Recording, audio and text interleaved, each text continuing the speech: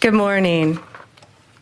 With me here today, I have our great Secretary of Education, Linda McMahon, Representative Laurel Libby of the Maine State House, Linnea Saltz of IWF Women's Sports Advocate, Stephanie Turner, a fencer, Zoe Hutchison, a Maine athlete, Cassidy Carlisle, a Maine athlete, and my dear friend, you all know, Riley Gaines, who has been a champion on this issue for women.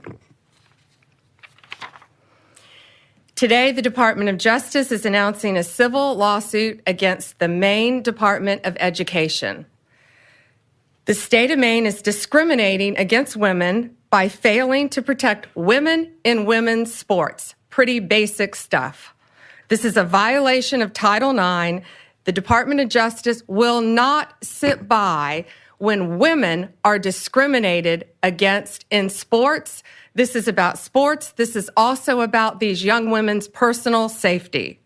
I've met many of these women throughout the past weeks and months, and what they have been through is horrific. We have exhausted every other remedy. We tried to get Maine to comply. We don't like standing up here and filing lawsuits. We want to get states to comply with us. That's what this is about. We have repeatedly notified Maine of its infractions and urged them to remedy the situation to protect women. We've stripped grants from Maine through other departments, and we are going to continue to fight for women. Let me give you some examples. Let me give you a timeline. This timeline, I think, is pretty important. So in February 2024, these are just a few examples. A biological boy started competing in women's ski races and cross-country races in Maine. He came in first in the 5K with a time that would have been 43rd among men. In February 2025, a biological boy won first place in the pole vaulting competition in Maine's indoor track and field meet. He beat every other girl by a significant margin. That qualified him for regional championships.